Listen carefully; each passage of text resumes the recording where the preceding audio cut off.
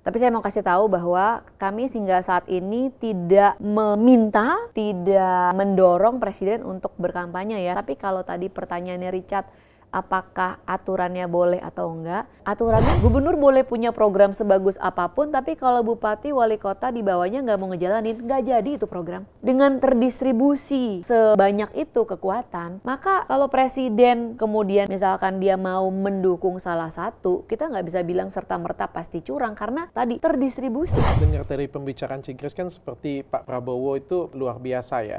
Beberapa tahun yang lalu Cigres itu mengeluarkan kebohongan award kepada orang tersebut. Iya, gitu. betul. Itu kayak gimana ceritanya Betul. Cigres? Apakah ini sesuai dengan kepentingan ketika lagi permusuhan kita menjelek-jelekkan, ketika kita mendukung kita harus memuji?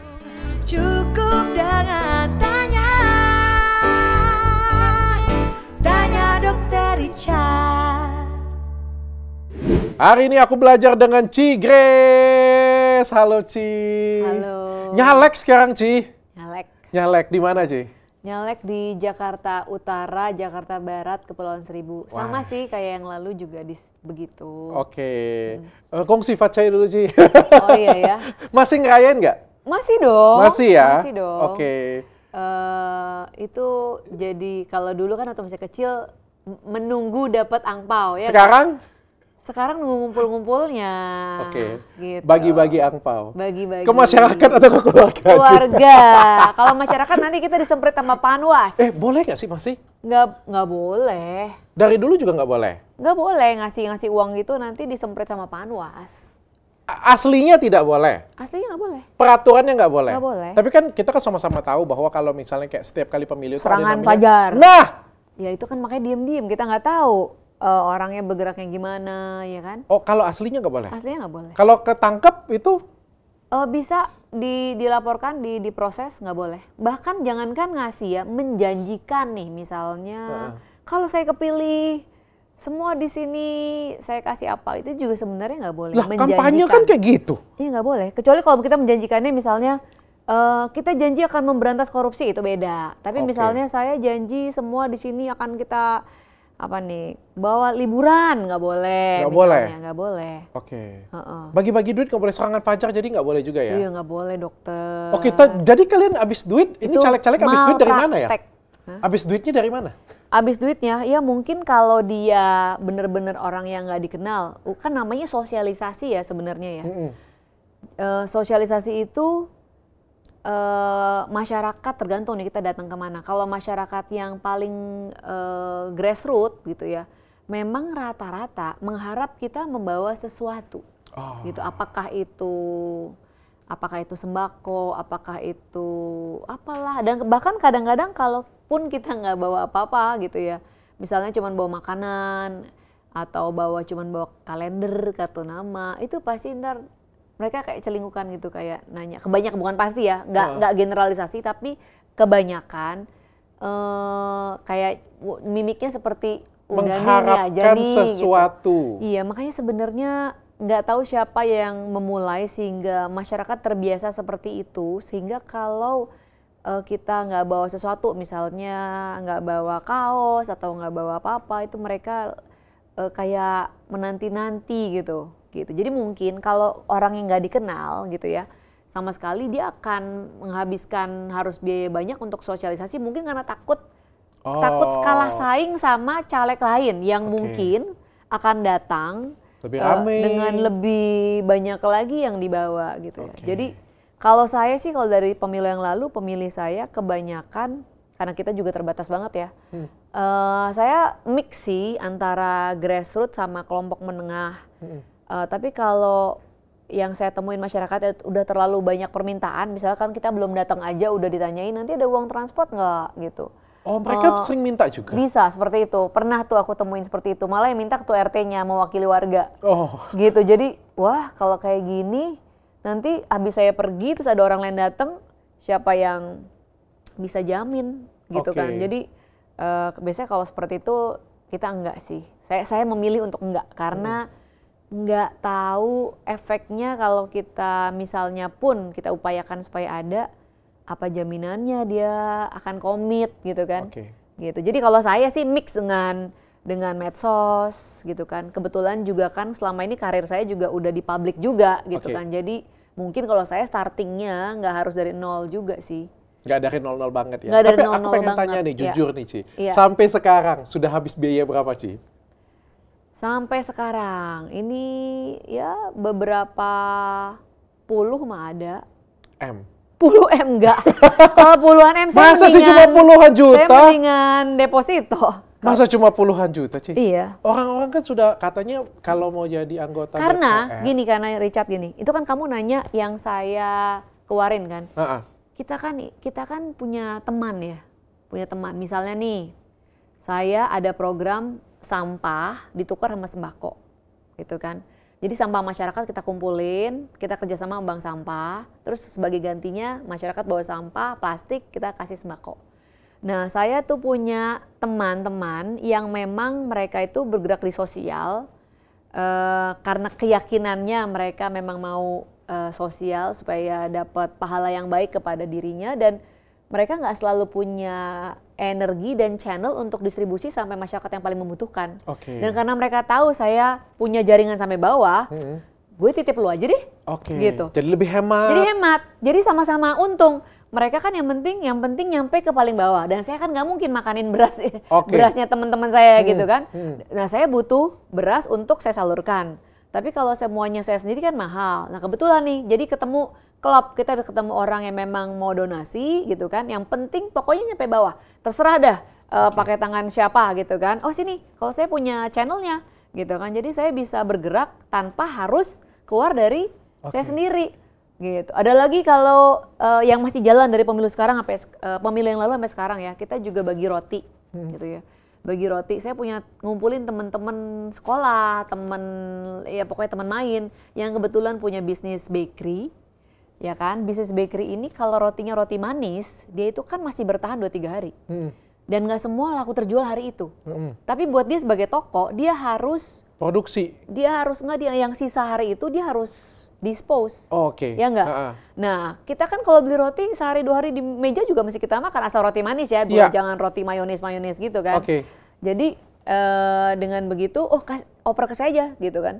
Kan memang dia oper memang buat donation kali yang nggak laku hari itu.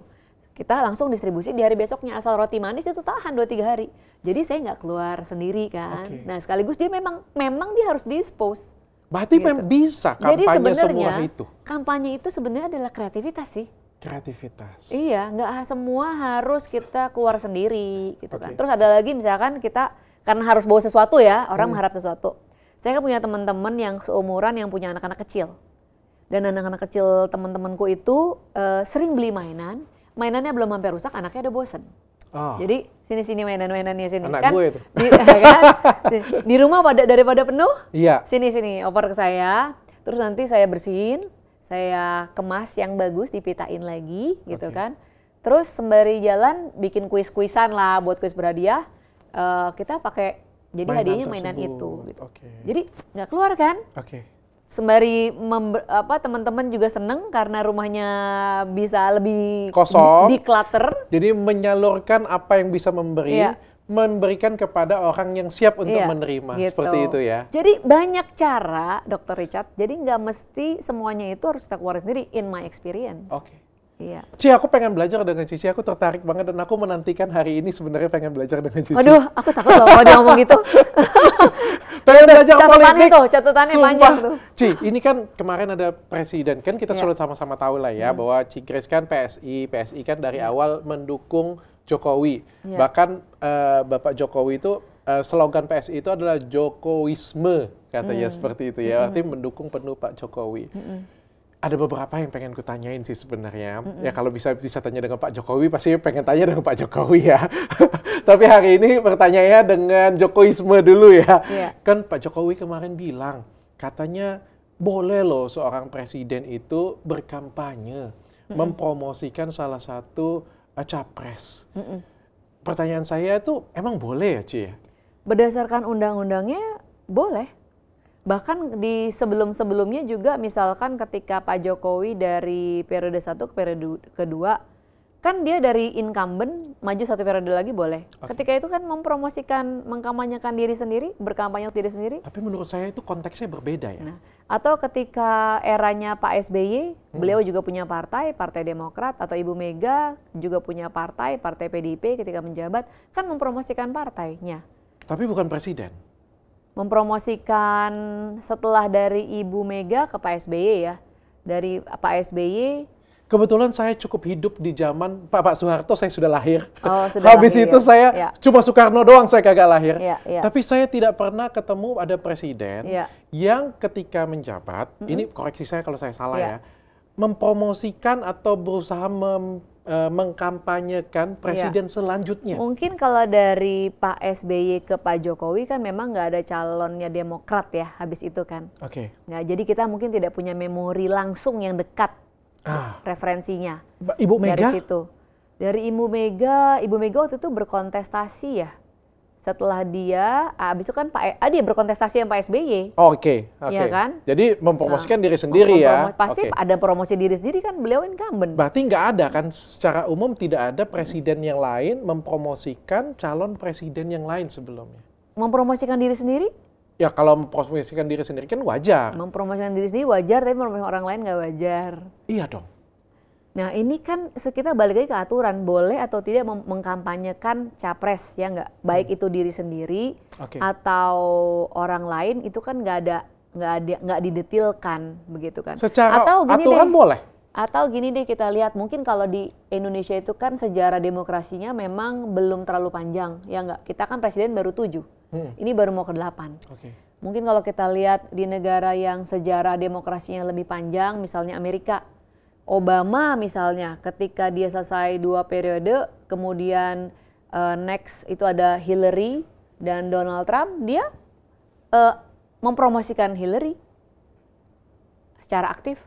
Secara aktif ya. Tapi kalau misalnya kita explicitly. Tapi kalau misalnya kita ambil benchmarknya Amerika, Amerika juga dukung LGBT. Berarti kita juga nggak ada masalah dong dukung LGBT. Kayaknya Dr. Richard kalau ke situ terlalu meluas. Kita kan lagi bicara tentang konteks pemilu. Oke, saya balik lagi ke pemilu ya. Ini kata orang nih, bukan kata saya. Saya ini cuma mengutip kata-kata di TikTok aja nih. Makanya saya pengen belajar dengan Cikres. Tapi kan katanya ini katanya ya, aku kan lihatnya dari TikTok doang sih sebenarnya. Katanya tuh ada pasal 299 ayat 1 yang dimana katanya mengatakan bahwa seorang presiden itu nggak boleh mempromosikan yang ada hubungan keluarga. Kita cek ya, tapi setahu saya dari yang dikaji oleh tim TKN, tidak ada yang bertentangan dengan undang-undang pemilu jika presiden mengkampanyekan salah satu calon. Tapi saya mau kasih tahu bahwa kami hingga saat ini tidak meminta, tidak mendorong presiden untuk berkampanye ya. Jadi kita kembalikan itu wewenangnya beliau. Tapi kalau tadi pertanyaannya Richard, apakah aturannya boleh atau enggak? Tidak, aturannya tidak melarang. Tidak melarang. Meskipun itu ada anggota keluarganya juga tidak melarang. Tidak melarang. Aturannya tidak melarang. Oke, Ci, saya pengen tanya ya, kalau menurut Cici, kalau misalnya seorang presiden, kita anggap aja presiden boleh mengkampanyekan salah satu paslon, akankah pemilu ini akan berlangsung jujur menurut Cici? Ya kalau kampanye, ini kan kita sekarang tinggal 2 minggu lagi ya. Bukan jujur sih, adil. Adil. Sekarang gini, kita kan ada di era di mana kekuatannya multi partai. Beda banget dengan misalnya pada zaman Orde Baru, yang ada sosok Pak Harto yang sangat kuat, yang menguasai mulai dari eksekutif, legislatif, bahkan kekuatan TNI, itu semua di bawahnya beliau. Kita dulu juga zaman-zaman itu media pun tidak leluasa, ya nggak, untuk memberitakan sesuatu, bisa ditegur keras misalnya gitu. Bisa hilang orangnya. Nah, kalau sekarang, bukan ditegur. Kalau sekarang itu kan kekuatan politik terdistribusi cukup banyak.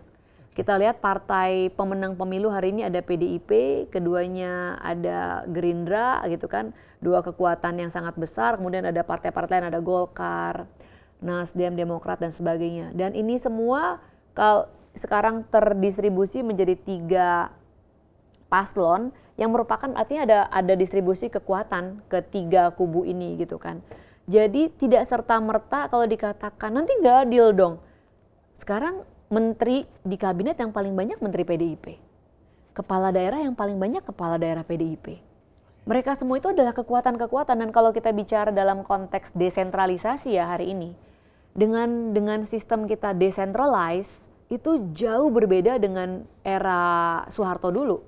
Era Soeharto dulu semuanya harus approval Pak Harto, ya enggak? Sekarang kepala daerah sekelas bupati, wali kota itu bisa presiden datang ke daerahnya dia nggak mau nyambut, dipanggil nggak mau datang, itu bisa. Jadi mereka itu sangat powerful, lebih powerful malah menurut saya daripada gubernur. Gitu. Gubernur boleh punya program sebagus apapun, tapi kalau bupati, wali kota di bawahnya nggak mau ngejalanin, nggak jadi itu program.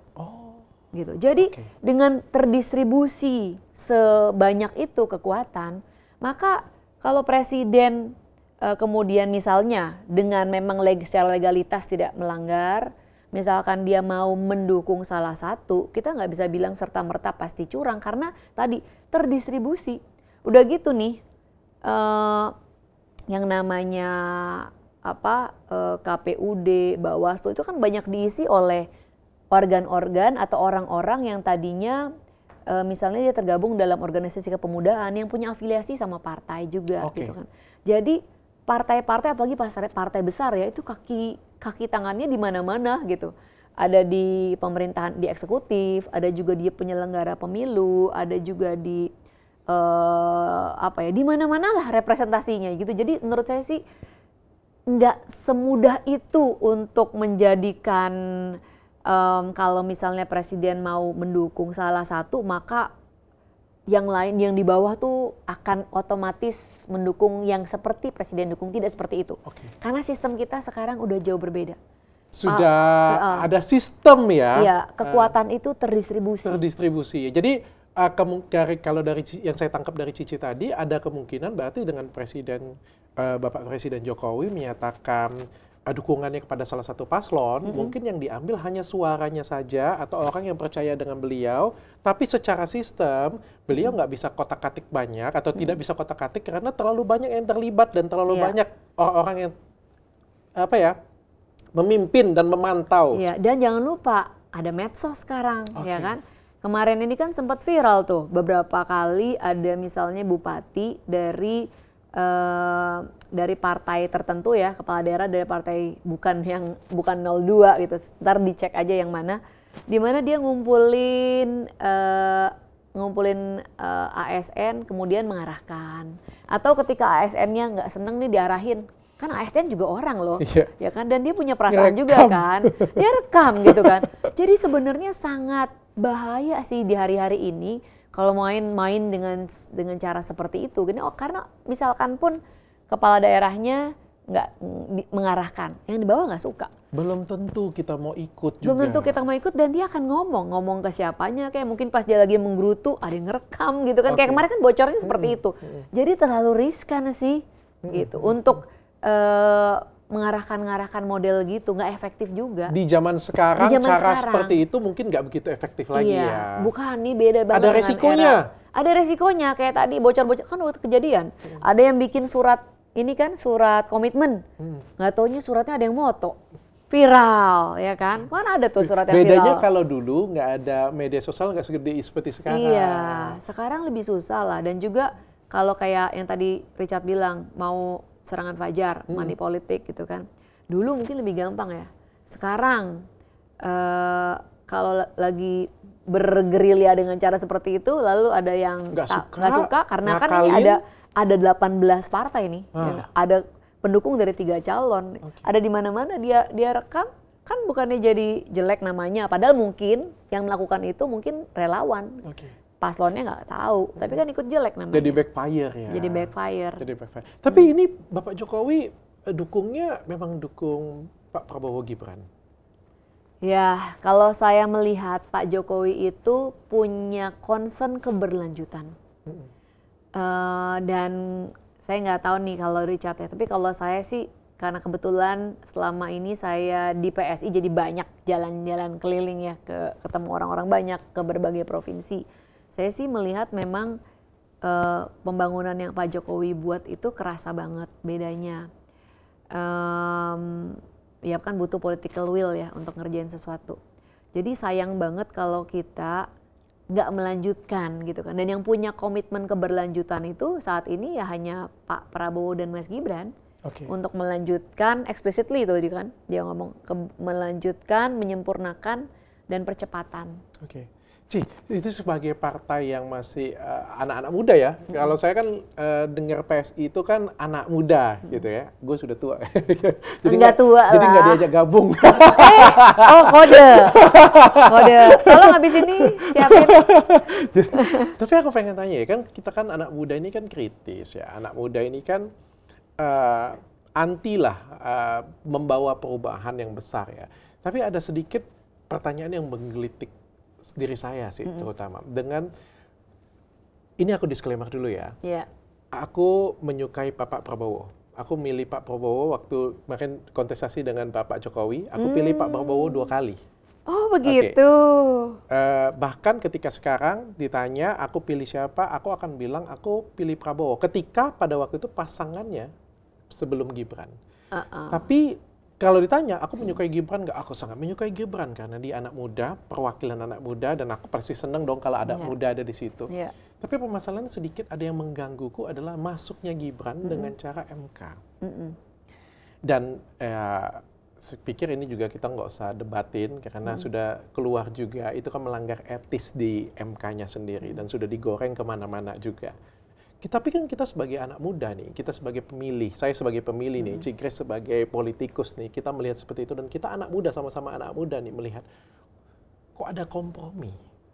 Yang tadinya kita merasa ini sesuatu yang salah nih, rasa tidak boleh, tapi kok untuk dia boleh, untuk ini nggak boleh, untuk ini sesuatu yang salah nih, nggak boleh nih. Tapi kenapa ini ada kompromi dan kenapa kita cenderung mengokekan menurut Cigres bagaimana? Menurut saya karena kata kuncinya yang tadi udah Dr. Richard sendiri sebut, digoreng. Jadi kita ini memang hidup di era post-truth ya, di mana setiap orang punya kebenarannya masing-masing dan begitu mudah untuk memframing. Saya nih sebagai mantan wartawan, sekarang aja prihatin dengan media kita hari-hari ini yang punya frame, lalu punya frame dulu sendiri, punya pikiran teori sendiri, ini pasti ceritanya begini. Baru ngumpulin data. Dan wawancara yang diambil itu udah menjurus, lalu dipotong-potong untuk fit dengan frame-nya. Karena saya juga ngalamin digituin gitu ya. Nah kalau kita lihat nih, sekarang gini, MK itu memang adalah sebuah lembaga yang dibangun oleh Ibu Megawati, di mana di situ memungkinkan untuk kita mengajukan review atas produk undang-undang kalau dirasa itu menimbulkan ketidakadilan. Kalau kita harus pakai cara pembuatan undang-undang itu kan bisa makan waktu tahunan ya nggak. Jadi memang MK itu dibuat sebagai jalan cepat lah ya. Kalau kita sebagai warga negara biasa nih bukan anggota dewan pengen mengajukan review atas sebuah undang-undang yang kita rasa menyebabkan ketidakadilan yang tidak bisa ditoleransi. Nah kalau dikatakan itu yang mengubah atau mengotak-ngatik itu Mas Gibran atau keluarganya, yang mengajukan gugatan banyak dan tidak ada satupun yang Mas Gibran, ya enggak? Kebetulan memang ada. Ini yang ngajuin di PSI kan sebenarnya. Kalau PSI kita gugat umur, karena di undang-undang pemilu sebelumnya, di 2 undang-undang pemilu sebelumnya, memang batas minimum umur itu 35. Di 2 undang-undang pemilu sebelumnya. Antara lain undang-undang tahun 2008 sama 2013. Tapi di 2017 diubah dari 35 jadi 40. Karena katanya kalau di bawah 40 masih labil. Gitu. Padahal kalau kita mengacu pada WHO, umur 35 ini kan dokter nih. 35, 36, 37, 38, 40 itu sama aja dewasa akhir. Nggak ada perbedaan ini menurut WHO ya. Dan kalau kita cek ke pakar-pakar psikologi itu juga setuju bahwa argumentasi di bawah 40 tahun masih labil itu tidak kuat sama sekali dan tidak ada. Kita kan kalau dokter udah selalu basicnya scientific. Nggak ada dasar yang kajian akademis yang bisa memperkuat bahwa di bawah 40 tahun itu masih labil. Gitu. Jadi kalau PSI menggugat kenapa harus dinaikin jadi 40 gitu kan, di negara-negara lain presiden atau kepala negara yang umurnya 30-an juga banyak. Jadi harusnya umur itu tidak menjadi saya sepakat gitu ya. Kalau soal itu sih saya sepakat. PSI menggugat juga saya sepakat. Cuma boleh saya jelasin dulu karena memang ini agak complicated gitu ya. Terus kalau kita mengacu ke undang-undang, Undang-Undang Dasar 1945,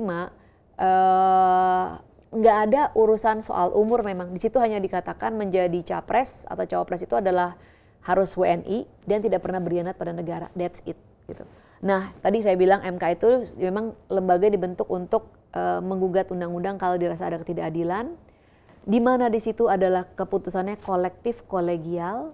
Kebetulan ada satu orang kerabat di sana yang memang sudah jadi ketua MK sebelum terjadi pernikahan dengan bibinya atau apa ya, Bude atau siapa yang ngomongnya, tante gitu kan, tantenya Mas Gibran sudah jadi ketua sebelumnya, dan kolektif kolegial artinya ketika memutuskan bersama, kalau tidak ada kesepakatan mereka akan voting.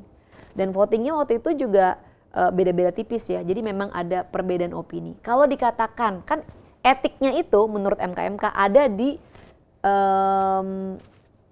mungkin ada konflik of interest karena ada hubungan kekerabatan, ya kan. Nah, dalam putusan-putusan MK sebelumnya, sudah pernah ada presiden bahkan di mana MK itu memutuskan perkara yang langsung berdampak pada dirinya sendiri. Ini kan yang mengajukan gugatan tuh bukan Mas Gibran. Nggak ada Mas Gibran di situ kan. Di putusan MK sebelumnya, misalnya terkait batas usia minimum untuk hakim MK, itu salah satu hakim MK misalnya Saldi Isra di situ, itu dia ikut memutuskan bahkan berdampak langsung pada dirinya sendiri. Jadi ukuran terkait konflik of interest-nya itu juga nggak jelas karena sebelum-sebelumnya bahkan pernah membuat keputusan yang langsung berdampak pada diri sendiri, it's okay gitu. Nah sekarang kan lagi tadi Dr. Richard bilang digoreng kan, di framing seolah yang bermain itu Gibran atau keluarga membuat putusan yang menguntungkan mereka. Padahal kalau kita lihat dari segi jalurnya kolektif kolegial, sebelumnya bahkan memutuskan langsung berdampak pada diri sendiri tidak apa-apa. Nah sekarang ini ada keberadaan satu orang dari 9 di sana dibuat framing di masyarakat bahwa itu pasti kerjaannya paman gitu. Coba dicek aja sendiri. Apa yang udah saya sampaikan. Ya, tapi kan jadi framing ya. Jadi kamu tadi bilang kenapa kita seolah-olah membiarkan, karena framingnya membuat orang berpikir demikian padahal di situ tidak ada hukum yang dilanggar. Begitu. Secara hukum saya melihatnya ini kan adalah celah ya, sehingga saya awam ya melihatnya ini kayak ada celah yang sudah dilalui, sehingga kalau kita melihatnya celah ini cuma bisa bilang ya ada pelanggaran etis di sana, tapi ya tetap akan berlangsung seperti itu ya. Tapi kan kita masyarakat awam di luar sana kan melihat bahkan beberapa pasangan lain, paslon lain kayak gitu kan selalu membawa bahwa ini melanggar etis seperti itu ya. Tapi kan kita bisa melihat secara jelas bahwa keputusan ini dibuat untuk Pak Gibran. Nah kan? itu framing yang dibuat oleh paslon 3 dan paslon 1. Padahal pas keputusan itu bahwa yang bisa mencalonkan diri jadi capres, cawapres, kalau umur, oke lah kalau soal umur katanya biar diputuskan oleh DPR. Tapi soal pengalaman, pengalaman kalau kita mengaju pada negara-negara lain ya, kayak misalkan Singapura gitu ya, itu jelas ngomong soal pengalaman. Di kita tuh nggak ada. Jadi di kita itu yang diatur hanya umur, nggak pernah bicara soal pengalaman. Nah kalau kita tutup deh Mas Gibrannya. Keputusan bahwa yang bisa mengajukan atau mencalonkan diri jadi capres-cawapres kalau kepentok umur, tapi kita masih lihat pengalaman kan bagus sebenarnya. Karena di Singapura juga begitu. Iya. Untuk jadi kepala negara, kepala pemerintahan itu misalkan kamu orang swasta sekalipun boleh, tapi misalnya CEO atas perusahaan yang mengelola omset sekian juta dolar. Jadi ada aturan terkait pengalaman. Di Indonesia tuh nggak ada, cuman umur tok. Umurnya pun udah muda, 35 nih udah lumayan progresif lah ya. Dinaikin jadi 40, padahal Dr. Richard tahu untuk jadi anggota DPR yang merupakan level teman kerja selevel dengan presiden dan menteri-menterinya itu berapa umurnya? Minimum 21. Gitu. Untuk jadi menteri ada batasan umur nggak? Nggak ada. Nggak ada. Jadi sekarang kalau kita ke DPR, banyak tuh bocil-bocil jadi anggota dewan gitu. Dan mereka kerja lebih cepat, ya kan? Dengan isu-isu yang baru yang mungkin kita udah mulai, kalau kita ngomong transisi energi itu kan udah isu-isu baru ya, mereka lebih nyambung gitu ya, karena mungkin concernnya ada di situ gitu kan. Bagus, tapi justru untuk capres cawapres kita bukannya dimudahin, padahal ya untuk DPR udah mudah nih, malah dituain. Gitu. Secara konsepnya saya setuju. Iya. Secara Mas Gibrannya saya setuju, tapi permasalahannya ini kan ada berita keluar bahwa ini kan jelas melanggar etis kan, dan kita kan bagaimanapun juga kalau ngedaftar itu kan dari awal. Saya nggak setuju kalau dibilang jelas melanggar etis, Pak Dr. Richard, karena kalau menurut saya itu framing yang dibuat oleh lawan politik yang ketakutan kalau. Tapi katanya Pak Anwar Usmannya itu dijatuhin melanggar etis dan diturunin jadi ketua MK, itu salah. Nah, ini kan juga kita mesti dengar ya, saya juga bukan pakar hukum, saya pun mendengar dari pakar-pakar hukum berdebat. Pakar-pakar hukum tuh nggak ada yang sepakat juga soal ini, nggak ada yang satu suara. Karena MK seharusnya tidak bisa mengeluarkan putusan yang menurunkan jabatan orang. Jadi MK pun membuat keputusan yang melebihi kewenangannya. Begitu. Cuman mungkin untuk supaya kita move on, ya udahlah diterima aja seperti itu gitu. Jadi kalau kita mau berkutat di situ nggak selesai. Cuman kalau saya point of view saya adalah yaitu tadi, kita tuh nggak lepas dari framing, kemudian adu narasi, adu banyak-banyakan konten gitu ya, untuk menggiring opini supaya orang setuju sama framing yang dibuat oleh, dalam hal ini yang nggak suka aja lah, terserah lah siapa yang, nggak usah didetilkan siapa yang nggak suka. Sekali lagi saya bilang saya suka banget dengan anaknya, cuma kayak ada sedikit idealisme muda saya. Tapi dokter setuju nggak kalau kita tutup nih, yang kemudian maju bukannya Mas Gibran kita keluarin dulu out of the picture, keputusan itu progresif nggak? Setuju kan? Saya setuju banget. Bahwa yang dilihat tidak lagi soal umur, tapi juga ada pengalaman di sana. Saya setuju. Sampai di situ dokter setuju? 1000. Bukan 100 lagi, 1000 saya. Nah, kemudian bahwa putusan itu kan berlaku untuk semua anak bangsa, ya nggak? Kalau 2 tahun lagi pemilunya, Mas Gibrannya masuk, saya juga setuju. Nah, soal timing itu kan another thing gitu ya. Tapi yang jelas pemilunya sekarang dan putusan sudah dibuat. Tadi dokter juga setuju kalau kita tutup faktor Mas Gibrannya, ini putusan yang baik. Bahwa kemudian Mas Gibran masuk menggunakan hasil dari keputusan itu, it's another thing. Dan tidak ada hukum yang dilanggar di situ. Etis yang diputuskan adalah katanya conflict of interest. Tapi ini adalah 1 dari 9 orang yang bersidang bersama, semua pendapatnya adalah sama, 1 orang 1. Meskipun ketua ya, dihitung 1. Pertanyaan saya lanjutan kayak gini, kita anggap saja ini ngobrolnya katanya santai nih. Berat banget santai nih. Ya, nggak santai nih. Kita anggap saja ini oke. Aku nggak ada masalah kayak gitu punya. Toh aku juga kan apapun yang terbaik untuk bangsa kita ya. Kita skip permasalahan ini, kita lewatkan permasalahan ini, dan 02 menang. Pak Prabowo dan Pak Gibran menang nih. Apa yang membuat kita jaminan untuk kita bahwa kan kemarin kan ada suatu kompromi kan, dan kita tidak pengen kompromi apa? Ada suatu kompromi etis ya, bagaimanapun. Apa yang menjadi jaminan kita bahwa ke depan selama 5 tahun nanti, ini kita ngomongin positif ya, tentu kan kita agak kayak gimana ya, misalnya kayak gini nih, Cigresnya masuk dari awal mungkin agak sedikit nggak enak nih ke rumah saya nih kayak gitu punya kan.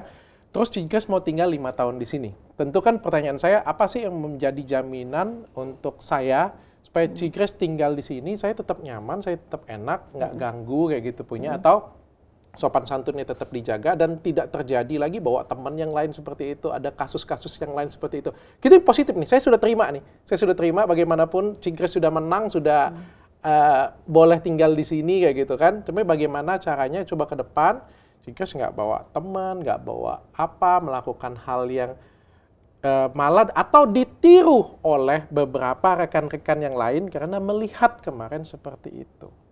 Menurut Cigres bagaimana sih yang harus kita lakukan? Kalau tadi kan saya udah bilang kalau menurut saya nggak etis atau enggak itu sifatnya jadi sangat subjektif karena sebenarnya nggak ada hukum yang dilanggar gitu ya. Jadi kalau hukum kan jelas nih aturannya.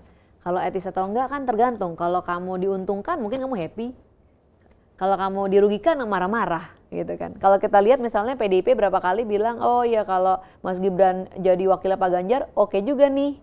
Tapi ternyata Mas Gibrannya setuju ke sana jadi baru marah-marah ya kan. Jadi sangat subjektif etis dan enggaknya gitu. Jadi kalau saya sih nggak khawatir soal yang tadi Dokter Richard bilang, karena kan tidak ada hukum yang dilanggar, Pak Dokter. Nah terus saya jadi pengen cerita nih, saya udah denger nih berkali-kali ceritanya, termasuk dari mulutnya Pak Prabowo sendiri di berbagai forum, cerita tentang bagaimana Mas Gibran beliau dapuk menjadi wakilnya. Jadi kata dia begini, kan memang calon terkuat untuk capres itu adalah Pak Prabowo ya, dari berbagai nama. Mungkin juga karena beliau udah berkali-kali nyapres ya kan, jadi sudah sangat tersosialisasi lah namanya. Semua orang sudah tahu. Semua udah tahu, ya kan, nggak perlu iklan lagi dokter. Jokowi, Prabowo, Jokowi, Prabowo, Jokowi, Prabowo. Iya, season 1, season 2 gitu kan. Gitu. Jadi waktu itu partai-partai udah mau berkoalisi sama beliau dan semua ngajuin nama katanya. Semua mau jadi cawapresnya. Kalau diambil dari partai A, yang lain marah. Dari partai B, yang lain marah gitu kan. Nah jadi lagi dalam mencari sosok yang tepat ini yang bisa diterima oleh semuanya, ternyata ketika muncul namanya Mas Gibran diusulkan oleh beberapa, semua oke, gitu. Dia bilang gitu. Jadi ada pertimbangan juga dari Pak Prabowo, dia harus perlu mencari sosok yang juga bisa menjadi pemersatu, artinya semua yang happy mau nerima, itu kan penting ya untuk soliditas. Ditambah lagi beliau tuh berkali-kali bilang bahwa saya ini pengen jadi jembatan yang diinjak oleh anak muda untuk lewat. Gitu ya. Dia bilang gitu berkali-kali. Luar biasa ya. Iya. Dan saya pikir ya mungkin ya, saya juga belum pernah nyampe di umur seperti beliau kan ya. Tapi mungkin seseorang yang mungkin cuma punya satu kali lagi kesempatan untuk nyapres, gitu kan. Dengan semangat yang berapi-api karena jiwa patriotismenya kan kuat gitu ya. Kalau kita lihat ke belakang apa yang beliau korbankan untuk bangsa dan negara, ya mungkin beliau pikir inilah terakhir yang bisa saya persembahkan, itu diri saya sendiri untuk jadi jembatan. Dilewatin anak muda biar Mas Gibran yang nanti membawa anak-anak muda lebih banyak lagi, mengkomunikasikan kepentingannya anak muda, apa yang jadi concernnya anak-anak muda di pemerintahan selanjutnya. Dia itu cuma mau jadi, saya ini tolong diinjak aja, gitu. Saya cuma mau jadi jembatan. Gitu. Dan mengingat beliau juga sudah umur gitu ya, mungkin memang cuma tinggal satu kali lagi beliau bisa nyalon. Maybe ya, kalau kita jadi orang yang di posisi itu, jangan-jangan nih Richard, kamu kan masih umur 38 dan mungkin belum kebayang. Tapi kalau saya mencoba membayangkan menjadi di posisi dia, maybe I will do the same thing gitu. Bukan tentang diri saya lagi gitu. Tapi apa legacy, apa kontribusi yang saya bisa berikan di saat-saat terakhir, energi saya yang terakhir, mungkin begitu. Oke, Cikris, kalau dengar dari pembicaraan Cikris kan seperti Pak Prabowo itu luar biasa ya. Justru ada yang di dalam sosok pikiran saya seperti itu. Tapi uniknya beberapa tahun yang lalu Cikris itu mengeluarkan kebohongan award kepada orang tersebut. Gitu. Betul. Itu kayak gimana ceritanya Cikris? Betul. Apakah ini sesuai dengan kepentingan ketika lagi bermusuhan kita menjelek-jelekkan, ketika kita mendukung kita harus memuji? Enggak sih, bukan begitu. Ini juga banyak banget yang suka nanya. Sebenarnya saya udah pernah jelasin tapi tetap aja kan yang namanya buzzer ya. Kebetulan nih Dokter Richard nanya, saya jelasin lagi. Waktu itu kebohongan award, konteksnya di pemilu 2019, inget nggak ada kebohongan yang sangat wow ketika Ratna Sarumpait datang dengan mengaku dikeroyok, ternyata dia oplas. Ya kan? Dan waktu itu kita gila nih gitu kan. Jadi waktu itu kebohongan award itu kita keluarkan dalam konteks itu. Gitu. Tapi kan yang bohong bukan nanya, itu prank award kayaknya. Ya kan, kita kan taunya beliau ini timnya Pak Prabowo. Nah habis itu sebelum saya juga gabung kan saya juga udah nanya sama teman-teman anak-anak di Gerindra kan. Kok dulu bisa sih kalian tuh timnya yang kayak gitu? Ya saya mengikuti ini aja ya. Mereka sekarang ini kan sangat intinya menjalankan betul Pak Prabowo bilang kan jangan menjelekkan personal. Intinya penjelasan mereka adalah mereka tidak pernah meminta untuk beliau melakukan itu. Gitu. Jadi mereka pun dalam posisi kaget setelah mengetahui bahwa ternyata itu bohong. Cuman kan itu internal ya. Kalau saya pikir juga kalau saya ada di tim yang seperti itu, kita mau ngomong apa gitu, mau bilang saya juga nggak tahu juga salah, mau ngomong mau belain juga salah gitu. Tapi waktu itu karena situasi memang panas kan kalau kita ingat ketika itu ya. Ada anggota yang ngaku ini nggak kepikir juga masa iya dia bohong gitu. Ternyata bohong gitu kan. Gitu. Jadi konteksnya ketika kami memberikan cuma itu aja. Iya. Nggak ada hal yang lain? Dan waktu itu kan ada beberapa hoax lagi yang sekarang ini saya lupa sih dokter, tapi kebohongannya soalnya yang paling jedor banget memang yang itu. Jadi dan hoax-hoax ke Pak Jokowi waktu itu kan kencang banget, misalnya yang beliau dikatakan PKI lah, ya nggak, ijazah palsu dan lain-lain yang muncul dalam suasana kontestasi antara Pak Prabowo dan Pak Jokowi. Jadi otomatis sebagai pendukung Pak Jokowi kita logikanya kalau keluar berita bohong tentang Pak Jokowi pasti keluarnya dari seberang dong. Jadi waktu itu kita gila ini kok banyak banget sih fitnah dan hoaxnya gitu kan. Jadi apalagi to put the cherry on top kejadian Ratna Sarumpait gitu kan. Jadi akhirnya keluarlah piagam itu dalam konteks seperti itu. Tapi kan sekarang ini saya nggak ngelihat, sepengetahuan saya ya dari pihaknya Pak Prabowo dan Mas Gibran itu kita nggak ada hoax deh setahu saya ya. Gitu. Malah yang kemarin ada hoax beberapa kali justru dari yang lain. Yang ngomong katanya dikeroyok atau diapain sama TNI itu. Bahkan paslonnya sendiri yang sempat membuat pernyataan, tapi ternyata kan enggak. Habis itu minta maaf, tapi the damage has been done. Untuk orang yang tidak selalu mengikuti medsos, mungkin yang dia ketahui masih informasi yang pertama. Paslonnya juga membenarkan ada peristiwa itu. Meskipun kemudian direvisi, kadang orang nggak dapat revisiannya. Betul. Gitu Itulah kan. media sosial ya. Iya gitu. Jadi kalau orang tanya, ya kan tuh 2019 konteksnya beda. Hari ini justru ada orang nyerang aja. Kita mau kalau ada di grup WA grup Jubir gitu ya, Jubir TKN. Kalau ada yang panas gitu, ini nggak bisa nih seperti ini terus nih. Ayo kita harus mengcounter. Itu malah udah nggak usah, Pak Prabowo bilang nggak usah inilah, biar kita tetap habis ini kan mau dirangkul semuanya. Kalau mau dirangkul nanti kalau nyerang personal jadinya nggak berkesudahan gitu. Padahal kan kalau mau membangun semua harus diajak, gitu kan. Jadi ya udah, jadi oke, tenang, sabar. Jadi kalau misalnya Cigres bisa buat award yang baru nih untuk Bapak Prabowo. Kesabaran Award. Iya, benar gitu.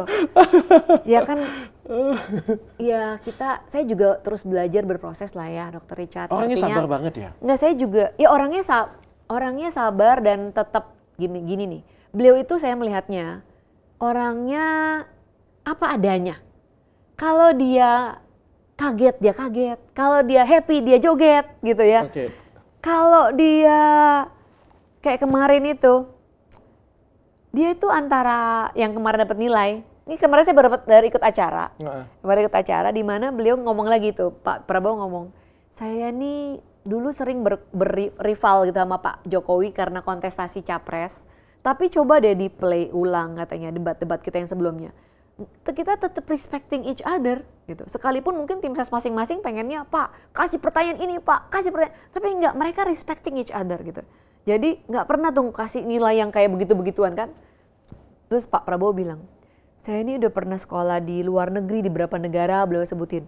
Nggak pernah saya dapat nilai 11 dari 100 katanya. Jadi waktu saya dengar itu, dalam hati, tega amat lu katanya gitu. Mungkin saking speechless-nya gitu ya, sampai nggak ngomong, nggak berani, nggak berkata apa-apa gitu, saking kaget dan speechless dan kok tega banget gitu ya. Gitu. Jadi setiap orang berproses, Richard. Pak Prabowo juga saya pikir berproses gitu ya. Jadi di umur yang saat ini beliau 72 tahun, beliau, saya nggak tahu beliau sebelumnya seperti apa karena nggak pernah ada di lingkaran dekatnya. Tapi yang saya saksikan saat-saat ini adalah beliau orangnya bisa kok dia menunjukkan kesabaran, kedewasaan sebagai orang yang udah ngerasain semuanya gitu ya. Kamu nanti juga kalau udah di tempat saya mungkin baru bisa ngerasain, mungkin kayak gitu kali ya. Mungkin, dan kalau dulu orang sering dibilang emosional, mungkin bukan lebih tepatnya bukan emosional, tapi orang yang, kan kita punya teman, ada orang yang see through gitu kan, kita bisa tahu langsung nih orang lagi bete, lagi sedih, lagi galau, lagi apa gitu. Kan kita punya teman-teman yang seperti itu. Atau kita punya orang punya teman yang bisa menyembunyikan apa yang dialamin, kan ada yang mendem sendiri kayak gitu. Nah Pak Prabowo ini tipenya yang teman kita yang dia lagi kenapa tuh kita tahu, gitu, tipeannya gitu kan. Jadi nggak usah terlalu mendebak-debak, kalau kelihatan kalau lagi capek kelihatan, Kalau kayaknya pengen diem, nggak pengen I need some space gitu ya, mungkin kelihatan juga. Gitu. Terbuka orangnya ya. Iya, orangnya saya lihat see through gitu. Seperti sebuah kaca yang transparan. Ci, ada kemarin juga, tapi ini bukan dari Cici sih yang ngomong, tapi ada rekan Cici, Mbak Samara. Oh, Samara udah kesini ya? Belum. Sudah saya undang juga. Iya. Tapi kan Mbak Samara itu statementnya lebih tegas lagi. Saya tidak akan berdiri di belakang orang yang pernah ada record pelanggaran HAM katanya kayak gitu ya. Tapi kan itu kan ada bagian dari PSI-nya juga ya. Itu Cici ngelihatnya bagaimana, Ci? Nah, kalau saya sekarang di titik ini saya mencari data yang lebih banyak lagi. Saya juga dulu, dan mungkin banyak orang punya pemahaman seperti itu, bahwa Pak Prabowo ini tersangkut kasus HAM. Dan itu yang saya tanya dan cek berkali-kali sebelum saya memutuskan akhirnya saya mau masuk ke dalam koalisinya beliau juga gitu kan. Nah, kalau dilihat-lihat lagi terkait, apalagi kalau dikaitin dengan kasus 98. Jadi ini bukan baik kepentingan ya, Ci ya? Apa? Enggak. Sebelumnya, apalagi untuk kasus ini ya, saya juga kemudian tanya dengan ke banyak orang, saya membuat semacam riset lebih dalam lagi gitu ya. Karena kan itu suatu label yang ditempelkan ke beliau udah lama. Begitu kan. Dan memang kalau harus diakui sih, keluarnya paling hebohnya memang tiap mau pemilu gitu kan, harus diakui gitu kan. Nah, terus kemudian kita banyak nanya kalau dikaitkan dengan HAM dalam artian mahasiswa yang pernah dikaitkan bahwa itu hilang dan sebagainya. Realitanya hari ini menurut testimoni teman-teman dari mahasiswa itu yang kemudian gabung ke Gerindra, ketika itu mereka ada sekian belas gitu, dan waktu itu mereka ketika diamankan semuanya pulang kembali ke rumah dengan selamat. Kalau sampai ada yang hilang, entah siapa yang mengambil atau menangkap mereka gitu. Kalau yang grupnya mereka ini pulang dengan selamat. Yang ketika itu yang ditangkap sama Pak Prabowo. Bahkan mereka mau habis itu gabung ke Gerindra. Ada 4 orang. Sekarang meninggal 1 belum lama ini, baru beberapa bulan yang lalu. Jadi masih ada 3. Mungkin next time Dr. Richard bisa ngundang mereka. No. Aku nggak mau. Tanya. Aku tidak mengikutin dan tidak bertanyanya itu soal iya atau tidak pelanggaran tersebut atau menghilangkan tersebut. Coba ini kan yang kita pengen tanya, aku pengen belajar nih soal politik nih. Terkesannya ya, 5 tahun yang lalu Grace dan beberapa rekan-rekan yang lain menyerang secara tajam sekali, kebohongan award, tidak akan berdiri di belakang, pelanggaran HAM. Lalu 5 tahun kemudian mendukung. Saya nggak tahu nih 5 tahun kemudian nih, apakah ini topeng ataukah ini by research, kan tentu saya mau bertanya itu. Tadi saya bilang label pelanggaran itu kan ditempelkan ke beliau udah lama. Dan itu juga yang kita selama ini terima gitu kan, yang kita baca, yang kita ketahui, apalagi kalau kita beredarnya di circle-circle aktivis HAM. Tapi sekarang kemudian kalau dicek lebih lanjut lagi, tidak ada misalnya hasil investigasi yang betul-betul konklusif yang merujuk pada pelanggaran dilakukan oleh beliau. Itu label yang disematkan, tapi harus disertai dong dengan bukti-buktinya, dan kalau ada buktinya kan ada tindak lanjut proses hukumnya. Nggak ada saat ini. Ci, gitu. Tadi kan Cici Cici saya bilang, juga bertanya-tanya, apakah jangan-jangan selama ini kita telah memberikan masyarakat, publik, telah memberikan stigma yang salah kepada orang yang salah. Nah ini harus dicek sih. Tapi kalau memang ternyata ya selama ini beliau itu menerima saja sekalipun tidak pernah terbukti dan memang tidak pernah diproses, bahkan oleh Ibu Megawati ketika jadi presiden, oleh Pak SBY ketika menjadi presiden, dan bahkan didapuk menjadi wakil presiden Ibu Megawati, berarti beliau ini benar-benar paripurna ya sabarnya. Kok bisa nerima dan gak mau nyalain siapa-siapa perihal apa yang terjadi pada dirinya dengan stigma itu yang dimainkan apalagi setiap 5 tahun sekali. Kan menang kesabaran award oleh Grace. Kayaknya perlu ada award baru.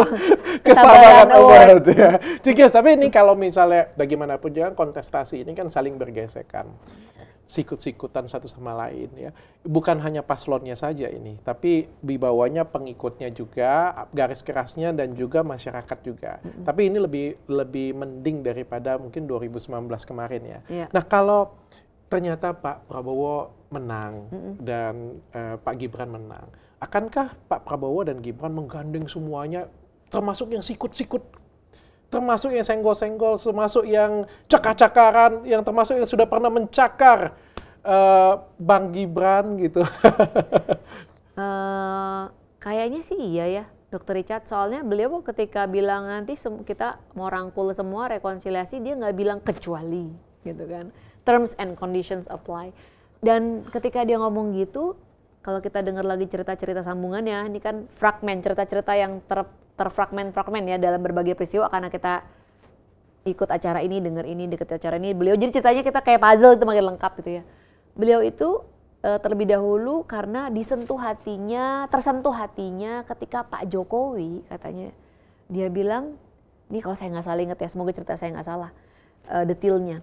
Kalau nggak salah di pemilu yang pertama setelah kontestasi, beliau itu Pak Jokowi datang ke rumahnya Pak Prabowo.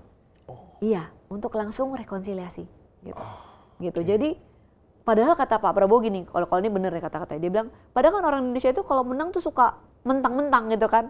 Langsung kalah lo, gitu kan, langsung selebrasi dan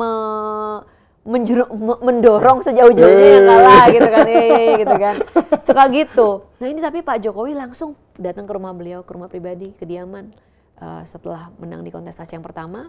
Di kontestasi yang kedua langsung kirim utusan untuk rekonsiliasi, ayo Pak, sama-sama kita Pak gitu. Jadi dia ekspektasinya saya dihehein gitu ya, dan memang kalau di kalangan pendukung kan udah hehehe gitu kan, udah aduh saya pikir juga kadang-kadang tuh pendukung-pendukung tuh suka kelewatan juga gitu ya, mempersulit rekonsiliasi. Tapi di level Pak Jokowi dan Pak Prabowo, Pak Jokowi itu langsung ngajak beliau, ayo Pak Prabowo kita sama-sama. Gitu. Langsung diangkat beliaunya agar jangan bersedih, jangan terpuruk, jangan merasa ditinggalkan, justru kita mau sama-sama.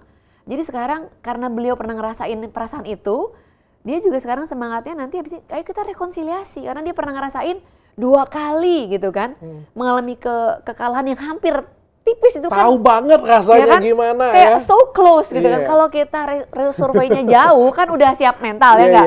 Tapi kalau dikit banget, tipis itu kan rasanya terlalu gimana nggak rela mungkin berkali-kali pula ya. Ya gitu. Jadi tapi pernah ngerasain rasa yang kekalahan yang sangat telak, tipis banget gitu. Tapi diangkat gitu. Tahu rasanya kalah dan rasanya diajak, rasanya dihibur, rasanya bersama-sama itu jauh lebih mulia, jauh lebih baik ketimbang nyorakin yang kalah gitu. Dan Pak Prabowo akan melakukan itu. Dia akan melakukan itu. Pertanyaan terakhir, Cik Kris. Ini ada beberapa cerita dari netizen, ini dari netizen ya yang dinyambungkan ya. Saya cuma bertanya, ini hanya asumsi liar atau bagaimanapun juga saya harus bertanya ya. Ini ada cerita sekitar tahun lalu, ada gosip bahwa ada suatu lemparan ide Bapak Presiden itu untuk 3 periode. Lalu pada waktu itu ide tersebut sudah dilemparkan, tidak jadi, batal. Lalu setelah batal tiba-tiba ada keputusan MK, tiba-tiba anak seorang presiden menjadi calon wakil presiden. Lalu tiba-tiba ada keputusan bahwa tidak perlu berhenti untuk menjadi menteri dan untuk menjadi kepala daerah, untuk caleg, untuk kontestasi lah intinya seperti itu punya. Lalu tiba-tiba ada lagi peraturan, bukan peraturan sih, ada statement bahwa presiden, menteri dan jajaran lainnya itu diperbolehkan berkampanye. Apakah menurut Cik Grace ini satu runtutan atau hanya kebetulan asumsi saja? Itu mungkin lebih tepatnya disebut cocokologi aja. Iya kan? Cocokologi aja lah. Karena hal-hal itu tadi saya bilang ya, kita ini sekarang situasinya berbeda. Kekuatan itu terdistribusi. Jadi menteri atau jadi kepala daerah kalau tetap menjabat plus minus. Plus minusnya orang bisa bilang enak dong bisa pakai fasilitas negara katanya gitu kan. Tapi di sisi lain mereka jadi masih punya kewajiban sehingga kayak Mas Gibran, Pak Prabowo itu sebelum ambil cuti ya hanya bisa kampanye weekend. Sementara yang lainnya yang nggak megang jabatan tiap hari jalan. bisa ketemu orang lebih banyak sebenarnya kan, lebih leluasa, ya nggak? Tapi kan surveinya paling tinggi udah. Ya kan tidak terkait, survei dari sebelumnya juga udah lebih tinggi kan, dari sebelum KPU juga udah lebih tinggi. Kan sejak blunder bola itu kan Pak Ganjar elektabilitasnya turun, gitu kan. Jadi jangan nyalain orang yang bikin blunder siapa gitu. Mas Gibran, saya pernah dampingin Mas Gibran ke luar kota, sampai minggu malam tuh bela-belain, pokoknya minggu malam harus pulang Solo. Karena besok Senin pagi udah langsung ngantor di balai kota. Gitu. Kalaupun mau menghadiri acara-acara misalkan di Jakarta, Pak Prabowo baru bisa setelah setelah jam kantor selesai. Jadi kan terbatas sekali waktunya mereka ini gitu kan. Sementara kalau yang lain ya banyak banget, bisa setiap hari keliling berapa titik, udah berbulan-bulan gitu kan. Jadi plus minus itu selalu ada, dan lagi-lagi kekuatan itu terdistribusi. Sekarang semuanya dibawa ke curang, nggak netral, apa segala macam. Padahal kayak bansos. Bansos katanya ditahan, kalau nggak nanti bansos itu menguntungkan yang di pemerintahan. Padahal menteri sosialnya siapa? Menteri sosialnya dari PDIP. Oke. Gitu. Tapi mereka juga yang khawatir gitu kan. Jadi menurut saya sih tidak perlu khawatir seperti itu karena kekuatan itu terdistribusi. Oke, Ci, aku pengen tanya, Cici sepakat tidak dengan yang namanya politik dinasti? Politik dinasti maksudnya sepakat atau enggak atau gimana? Kalau Cici melihat politik dinasti itu bagaimana sih? Setuju atau enggak? Kalau menurut saya politik dinasti itu adalah definisinya apa dulu? Seorang presiden yang memiliki banyak keluarga di pemerintahan, mungkin di gubernur, wali kota, legislatif, atau di bagian mana kayak gitu, anggota keluarga, atau mempunyai anak, ya salah satunya juga calon wakil presiden. Itu kan dikatakan banyak orang kan dinasti ya, bagaimanapun juga. Satu presiden, satu wakil presiden kayak gitu punya. Melanjutkan, kalau saya pikir ya sampai di situ dulu deh. Menurut Cigres bagaimana sih? Kalau kita lihat ada berbagai definisi ya, tapi kalau dinasti itu mungkin lebih tepatnya kalau mendapatkan kekuasaan itu dengan cara tidak melalui pemilihan, tidak melalui cara yang demokratis, dikasih gitu misalnya, diturunkan misalnya. Nah kalau di kita itu berbagai contohnya, karena kita kan sistemnya one man one vote, pemilihan langsung ya kan. Ada berbagai contoh, saya nggak usah nyebut nama karena pasti bisa di Google sendiri. Anak dari seorang pejabat, bahkan incumbent sekalipun, dalam kontestasi pilkada yang satu orang satu suara, pemilihan langsung, banyak juga kok yang nggak kepilih. Gitu. Jadi kan dengan mekanisme itu orang bisa nggak seotomatis bukan gitu bukan ya. permasalahan terpilih atau tidak terpilih, cuy. Pandangan Cigres tentang ya bagaimanapun juga kan bisa terjadi, bisa tidak terjadi. Kalau misalnya terpilih ya kita bisa lihat ini kan berarti dinasti bagaimanapun juga. Kalau kita ngomong dinasti ini kan bukan seorang raja nurunkan dengan anaknya, itu dinasti beneran. Yang dinamakan dengan demokrasi dinasti itu adalah demokrasi seperti sekarang yang anaknya nyambung kayak gitu punya, sama mohon maaf ya, sama seperti Bapak Presiden kita Soeharto kayak gitu punya anaknya di sini, anak sini. Itu kan kita ngomongin dinasti kan. Ya kan, apa yang berbeda kalau saya misalnya tanya balik. Dr. Richard mau nggak masuk politik? Saya kalau ada kesempatan mungkin. Jadi kepala daerah, DPR gitu mau ya? Why not? Why not? Nah. Good. Di sini nih ada 3 orang nih mas-masnya nih. Mau nggak masuk politik? Mau? Andailah mau. Ada yang mau, ada yang nggak mau. Mau nggak nih mas yang tengah nih? Mungkin. Yang pink? Enggak. Nih, kalau kita lihat ya Dr. Richard, saat ini nih kalau kita tanya ke masyarakat umumnya, ketertarikan untuk masuk politik, buru-buru ketertarikan untuk masuk politik, ketertarikan ke politik, topik politik aja tuh masih jauh di bawah topik lainnya. Ya nggak, anak-anak muda zaman sekarang ditanya masuk politik itu masih sedikit. Padahal kita suka atau nggak suka, yang namanya posisi politik itu harus diisi. Ya nggak? Kan nggak mungkin kotak kosong lawan kotak kosong, ya nggak? Jadi pada akhirnya karena mungkin stigma politik buruk gitu ya, yang kemudian mengisi posisi-posisi politik, apakah itu kepala desa, apakah itu bupati, wali kota, dan seterusnya, DPRD, DPR RI, mungkin akhirnya orang-orang yang punya keluarga ada di politik. Jadi kayak gini loh. Itu real terjadi. Itu real terjadi. Pertanyaan saya tuh bukan itu. Iya. Pertanyaan saya tuh Cici memandangnya dinasti politik seperti ini punya. Iya. Cici setuju atau tidak?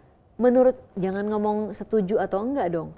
Karena kita lihat bagaimana cara terjadinya dulu gitu kan. Sekarang yang mau masuk politik itu nggak banyak. Tidak menjadi profesi yang disukai oleh banyak orang. Udah gitu barrier-nya untuk masuk politik hari ini susah. Partai-partai dimiliki oleh keluarga, gitu kan. Partainya aja udah keluarga. Coba Richard lihat, yang punya partai, keluarga siapa, gitu kan.